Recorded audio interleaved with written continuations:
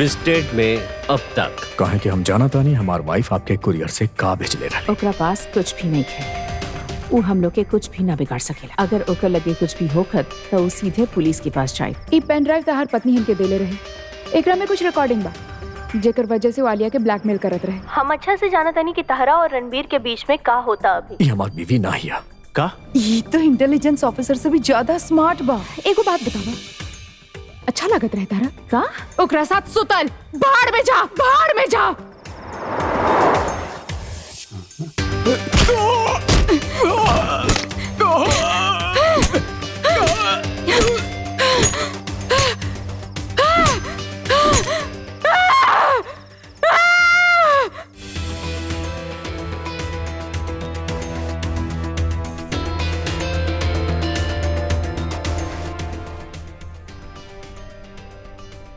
Phone उठावा ज़ारा।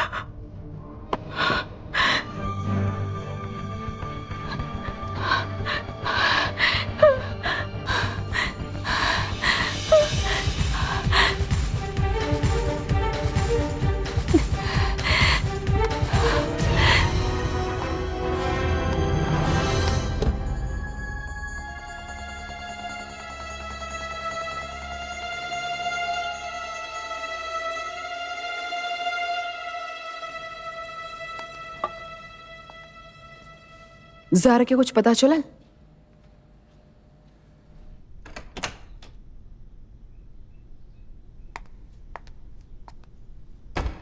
तू कहाँ रहलू ज़ारा? तोके कौनो अंदाजा भी बा हम तोके कितना फोन कैले बानी? तू एक बार फोन उठा के जवाब भी ना देलू। तू कहाँ रहलू ज़ारा? ई सब कहा ज़ारा?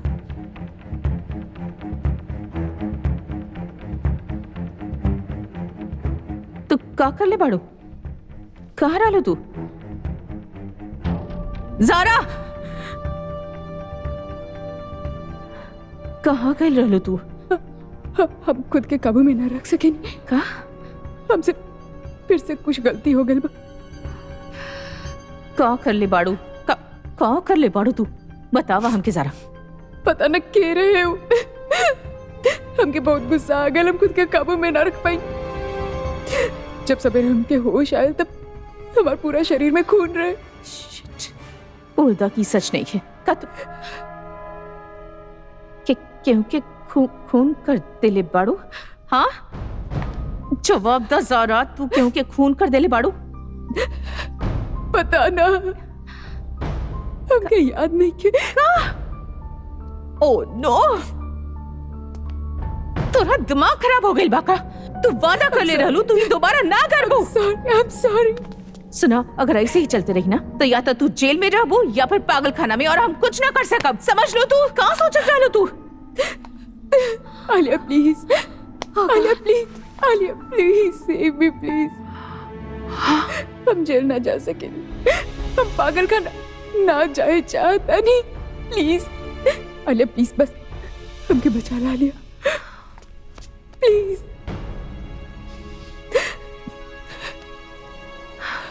ठीक बा ज़ारा, हमारी बात सुना, हमारी बात ध्यान से सुना। उम्मीद बा केहू तोकरा के देख लेना होगी, और यदि तो से कुछ पूछे सुना तो बोल दिया तू घर पर रह लू हमरे साथ। ठीक बा, समझ गए लू? हाँ, और एक बात ज़ारा, यदि तू अपन दवाई समय से ना लेबू और अब से अगर तू डॉक्टर के पास समय से ना जाइबू तो गांठ बांध ला ज़ारा। हम खुद पुलिस के पास चल जाए और उ लोग के सब बता दे। समझ लो तू? हाँ, हम कर। Thank you. हम तो रक्षा कर। Don't worry. What the hell? ये सब ज़ारा कैले बिया? हो भी सकेला और ना भी। हमने क्या और सबूत चाहिए?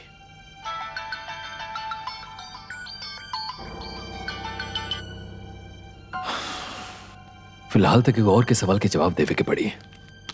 यदि हमनी के पता बा कि खून जारा कैले बाड़ी तो आप लोग ओकरा गिरफ्तार काहे नहीं की करत? का आप लोग के तनी सा भी अंदाजा बा कि हमरा ऊपर होम मिनिस्टर और मीडिया के कितना दबाव बा? हमके पास रिजल्ट चाहिए। सर आपके बात सही बा, हमने के भी पूरा यकीन बा कि मर्डर जारा खाने के लिए बड़ी, लेकिन व्हाट?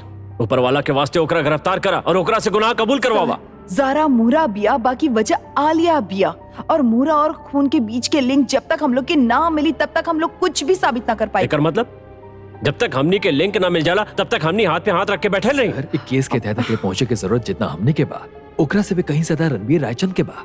वो दिन रात एक करता सर, हमने के बस ओकरा के सपोर्ट करे। हमके कोनो फर्क ना पड़ेला कि केकर जरूरत बा। आप लोग के पास 2 दिन बा, समझ ला। यदि 2 दिन में ई लिंक नहीं खे मिलत तो हम जारा के गिरफ्तार कर ले, समझ गईला? ओके सर। द होली क्रॉस यही तो जोन लइकन खातिर करत बड़ा ना रणबीर, बहुत ही नेक काम करत बड़ा। खाली लड़की लोग ही ना बल्कि यदि नैना भी तोके देखा तो कि तो वो सच में बहुत खुश होगी। तो सच में ही बहुत बढ़िया काम करत बाड़े। तोहार बीबी तोहारी काम से बहुत खुश होगी, तारीफ के काबिल बा।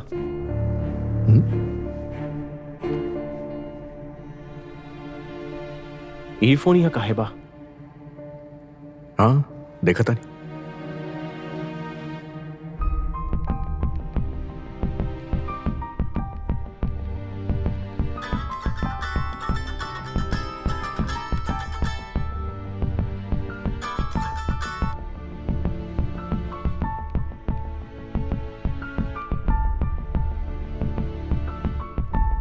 ये तो आलिया के नंबर बा।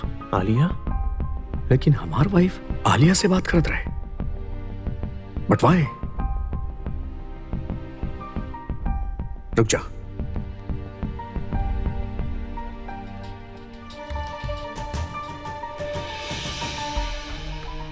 हमारे इतना कोशिश के बावजूद हमके ना पता बा कि एकरा ई ड्रग्स कहां से मिल जाएगा।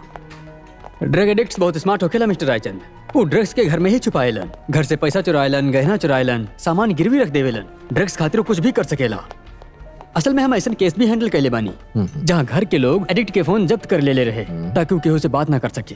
लेकिन मौका मिले थे एडिक्ट भी एगो नया प्रीपेड नंबर ले लेलस ताकि वो अपन डीलर से बात कर सके बिना अपन परिवार के जानकारी के। अब ऐसा केस में केहू का कर सकेला? हाँ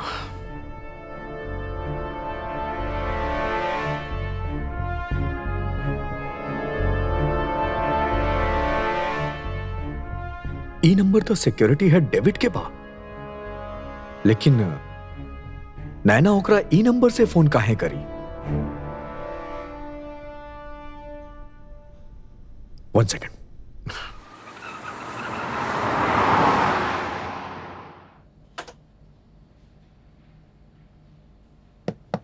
आप बोले नहीं sir? Please have a seat David. Thank you सर।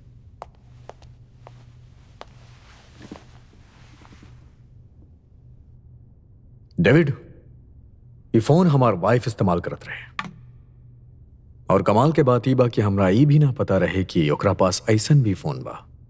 ई फोन से वो 2 या 3 कॉल कैले बाड़ी और वो नंबर में से एक नंबर तहार बा डेविड, और एक बार ना कई बार फोन कैले बाड़ी उतर के। सर हमके बारे में कुछ नहीं के पता। डेविड, अगर हमार पत्नी फोन से तहरा फोन कैले बाड़ी तो एकर मतलब ई बा कि वो ना चाहत रहली कि केहू और के ई बारे में पता चले, राइट? सर प्लीज हम आपसे रिक्वेस्ट करत बानी कि हमके इस सब में ना घसीटी। डेविड, हम जानतानी तू नैना के शुरू से ही प्रोटेक्ट करता रहा, ओके पापा के मरे से भी पहले से, और तू हमेशा से ही ओकर चिंता करत रहला। लेकिन का तू ही ना चाहबा कि हमनी नैना के रेपिस्ट ओकर खूनी के पता लगा सकी?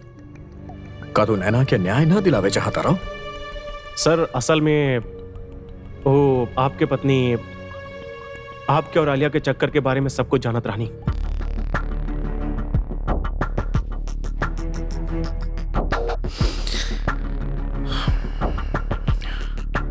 सर हम हमेशा से नैना मैडम के भला ही चाहत रहनी।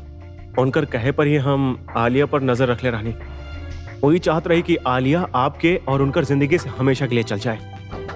हमके जितना बोलल गए रहे बस हम उतना ही करत रहे। Sir come in. डेविड,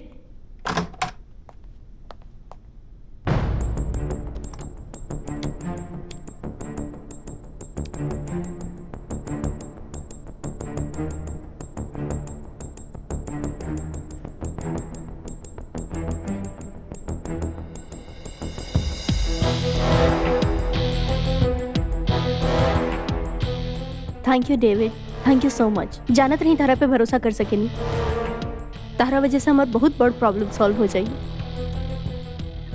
डेविड, हमरा एगो प्रीपेड सिम मिल सकेला? Sure ma'am. अब हमरा शादी के बचावे से कोई नहीं रोक सकत। ई क्लिप से हम आलिया मुखर्जी के होश उड़ा देब।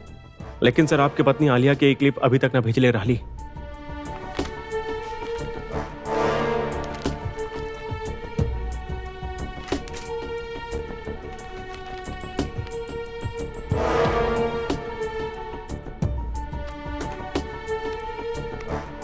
सचिन हमरा कैबिन में आई है।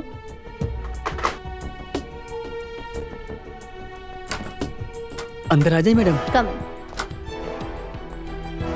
सुना, ये एनवेलप ऊपर लिखल एड्रेस पर कुरियर कर दी है और कुरियर के रिसीट जरूर ली है। जब रिसीट मिल जाए तो हमरा के घरे लाके दे दी है। जी मैडम।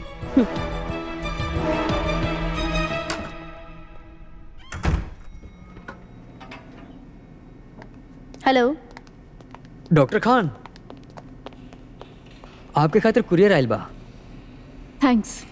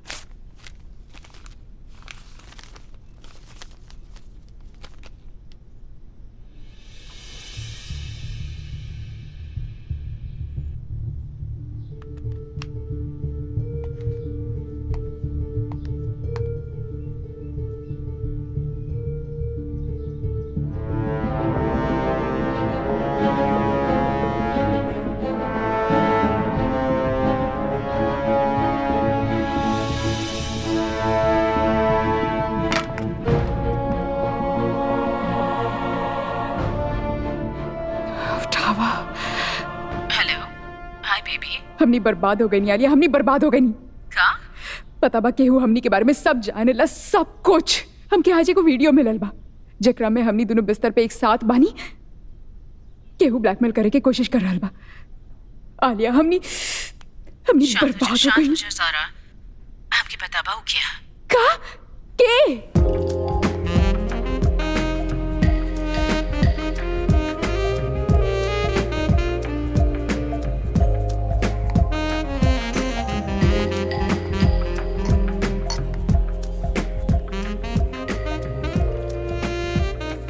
अब चूंकि तोहरा पता बा, लेकिन हमके ब्लैकमेल करना इतना आसान नहीं है मिसेस रायचंद।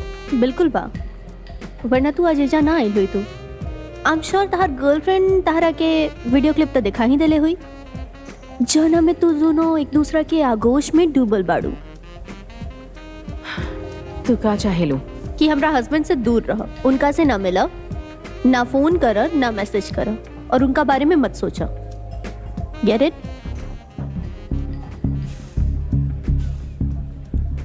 हाउ स्वीट। ई 2 कौड़ी के क्लिप दिखा के तू हमके ई सब करे से रोक लेबू? सच में? वेल, क्लिप तो ना, लेकिन हाँ, अगर वो क्लिप वायरल हो गई तो सोचा का हुई। तहार करियर और तू फेमस बाड़ू काहे कि तू एगो सेक्स सिंबल हो। आदमी लोग के लस्ट बा तहरा पीछे, लेकिन सैडली तारा इस सब के गुड बाय बोले के पड़ी जब लोग के पता चली कि तू एगो लेस्बियन हो। और आर्टिकल 377 से तहरा बहुत तकलीफ होखे वाला बा। और हाँ, तहर गर्लफ्रेंड जे एगो रूढ़ीवादी फैमिली के बिलोंग करेली, ओकर फैमिली तो ओकरा के छोड़ दी ही, और शायद तहरा जेल भी जाए के पड़ी। वेल, डॉक्टर की नौकरी तो दूर, कब्रिस्तान में मुर्दा गाड़ी के भी नौकरी ना मिली ओकरा। तब बतावा, हमारे हस्बैंड की कीमत ई सबसे ज्यादा बा।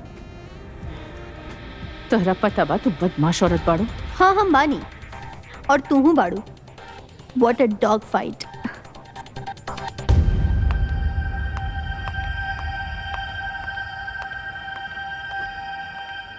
ओ दिन नैना के प्रोटेक्ट करे खातिर हम बार में ही खड़ा रहनी।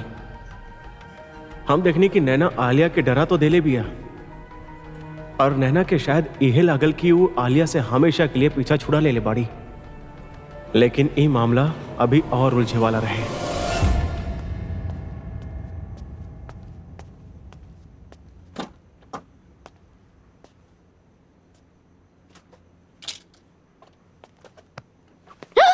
साली कुतिया, हमनी के क्लिप निकाल के का करे चाहत रहलो? हाँ, दुनिया के सामने नंगा करे चाहत रहलो? Fuck off. तू जानत नहीं को हम के हई? पता बा हमके, अच्छा से पता बा तू के बाड़ू। दुबाश इंडस्ट्रीज के अकेला उत्तराधिकारी। अपन कपड़ा खोला। व्हाट? अपन कपड़ा खोला, समझ लो। का तू पागल बाड़ू? अपना कपड़ा उतारा, ना तो हम तहर गर्दन रेत देब।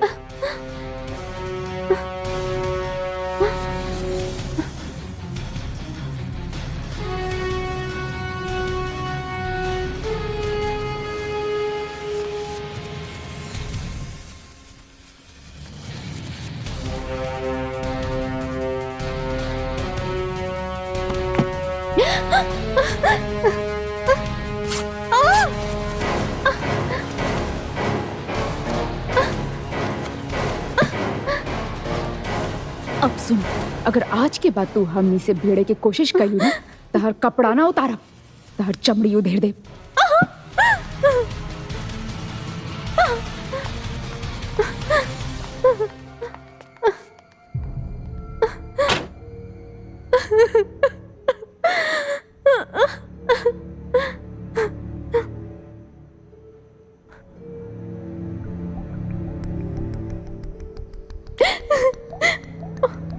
डेविड, अभी के अभी पार्किंग लॉट में आवा और हमरा के कवर करे खातिर कोई कपड़ा ले आइए प्लीज।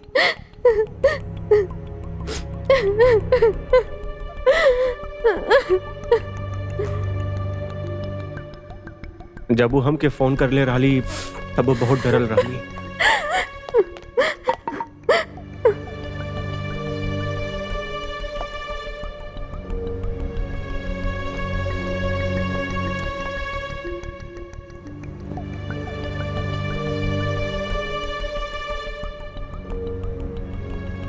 हम उन लोगन के छोड़ब ना मैम। आज के बाद वो लोग आपके छुए की हिम्मत भी ना करिए।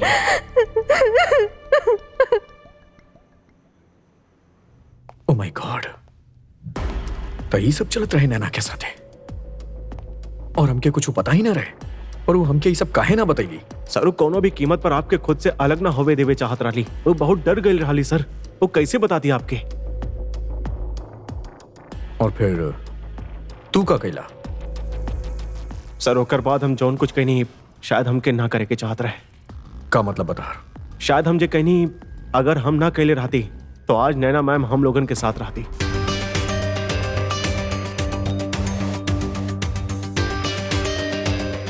हेलो एवरीबॉडी, यदि आपके शो पसंद आए, ये एपिसोड पसंद आए होके प्लीज लाइक के दबाएं, प्लीज शेयर करें और प्लीज लाल और सफेद बटन के जरूर दबाएं और सब्सक्राइब करें।